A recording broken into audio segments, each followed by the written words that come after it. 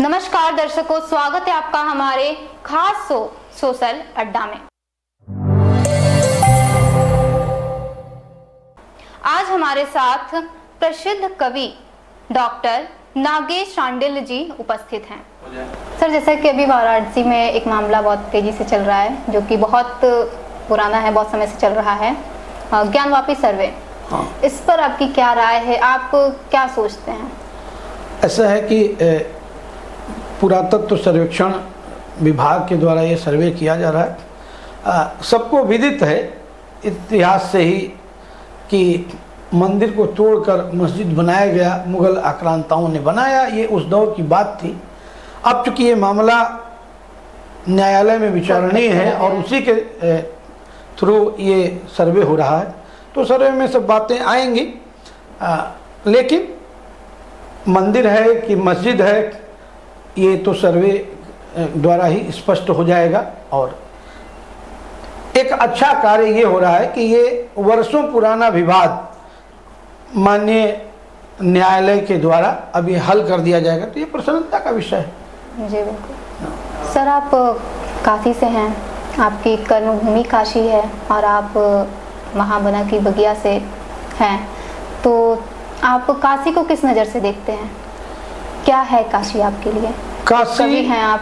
काशी एक क्षेत्रफल नहीं है, भूगोल नहीं है, कोई भूखंड नहीं है, ये एक सांस्कृतिक परिवेश का नाम है, जहाँ पे हमारे अधिष्ठाता देवता जो भगवान शंकर हैं, जिनकी वासस्थली है काशी, उनको आप ध्यान से देखेंगे तो आप ये पाएंगे कि न्यूनतम संसाधनों में, कम से कम संसाधनों में अगर कोई व्यक्ति हमेशा प्रसन्न रहे और वो अपना न्यूनतम साधन भी दूसरे के कष्ट को देखकर लुटा देने को तैयार है, वो आशुतोष है, औढ़र दानी है, तो ये काशी की संस्कृति है। और काशी में रहने का मतलब ये है कि आप न्यूनतम संसाधनों में अधिकतम संतुष्टि प्राप्त करें, संतोष प्राप्त करें, प्रसन्नता प्राप्त करें।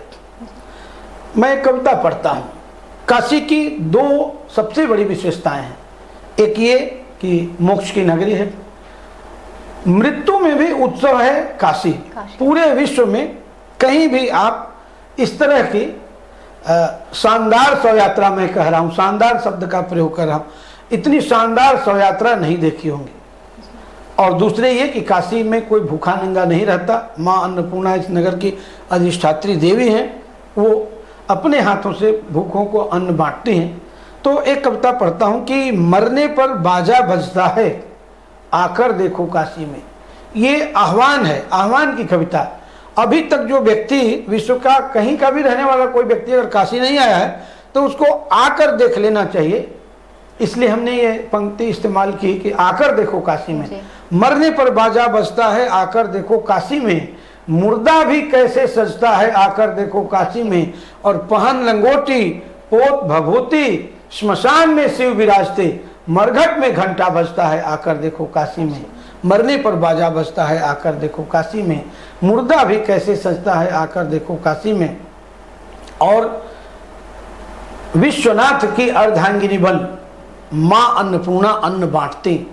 विश्वनाथ की अर्धांगिनी बन, माँ अन्नपूर्णा अन्न बांटती। भूखा नंगा कोई न रहता, आकर देखो काशी में। मरने पर बाजा बजता है, आकर देखो काशी में। मुर्दा भी कैसे सजता है, आकर देखो काशी में। और आप देखते हैं कि महाश्मशान में शिव की नगरी है, लेकिन राम नाम सत्य का की गूंज होती है। तो उस पर आधारित पंक्ति पढ़ रहा हूं कि राम नाम है सत्य बोलकर सारा शोक भुला जाता है। सौ कैसे शिव हो जाता है, आकर देखो काशी में। मरने पर बाजा बजता है, आकर देखो काशी में। मुर्दा भी कैसे सजता है, आकर देखो काशी में।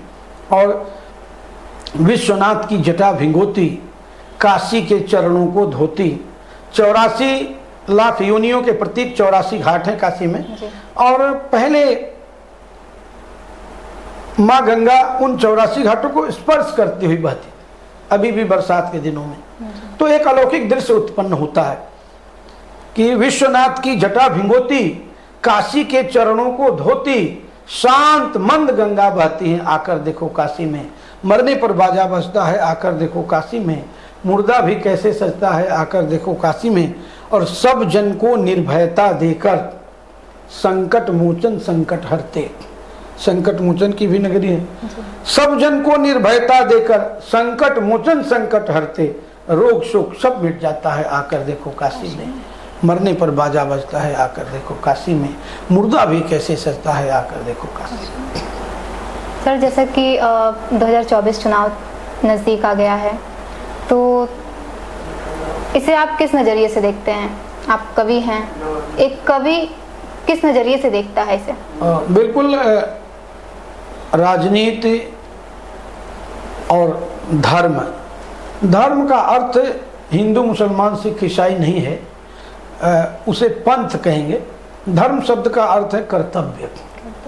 तो राजनीति में भी अगर हमारे देश के राजनेता या कहीं के भी राजनेता अपने कर्तव्यों का पालन करने लगे, जिस सेवा भाव के लिए, जनता की सेवा के लिए उनका चयन किया, उन्हें चुना जाता है, उसका वो ध्यान करने लगे और उनकी और देश की गौरवशाली परंपरा को आगे बढ़ाने के लिए, देश की संस्कृति को समग्र विश्व में उसका परचम लहराने के लिए कार्य करें, तो ये सुखद है। निश्चित रूप से वर्तमान में राजनीति की जो दिशा है और जो स्थिति है वो सुखकारी है कि भारत एक बार फिर विश्व गुरु के रूप में अपनी पहचान बना रहा है, तो ये बहुत अच्छा है। बाकी राजनीति में बहुत सारी चीज़ें हैं, वंशवाद है, भ्रष्टाचार है, आतंकवाद है, बहुत सारी चीज़ें हैं।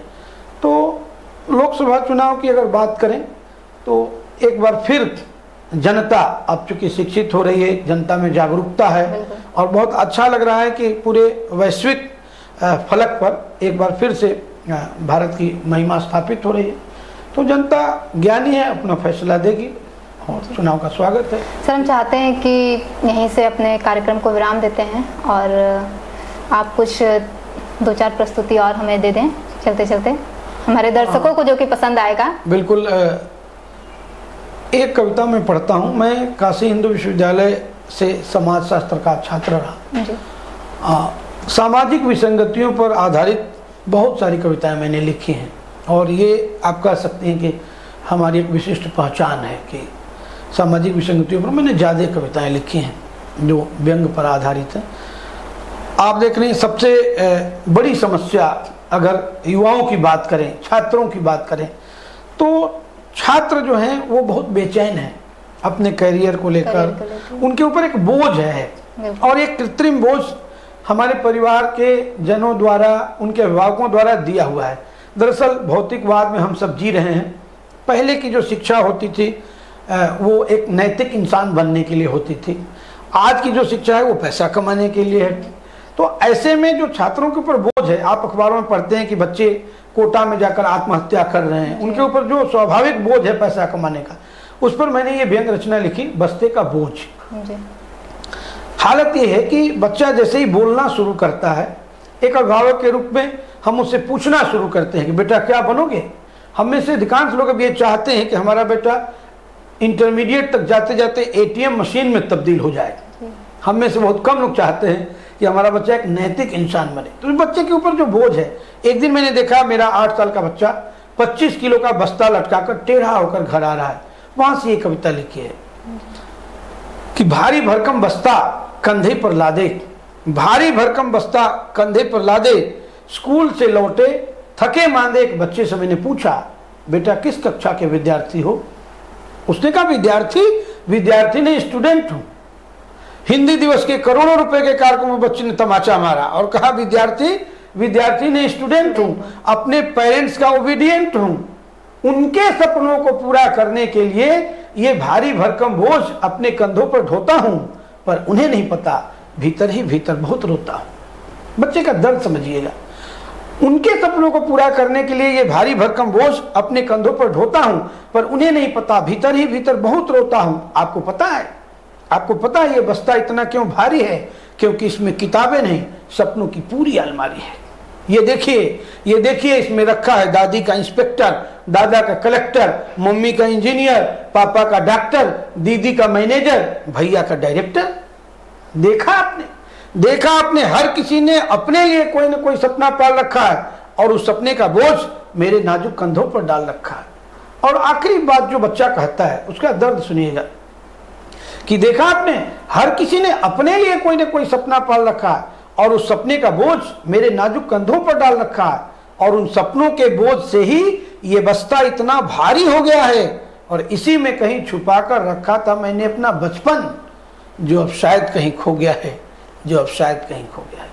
तो बचपन खोता जा रहा है। ये एक बहुत बड़ी सामाजिक विसंगति है कि हम शिक्षा को भौतिकवाद की ओर ले जा रहे हैं। सर आपका बहुत बहुत धन्यवाद हमारे चैनल को अपना समय देने के लिए। जी बहुत बहुत आभार आप सबका भी, और उम्मीद है कि आपके चैनल के द्वारा हमारी कविताएं पसंद की जाएंगी जहां तक ये इसकी पहुंच होगी।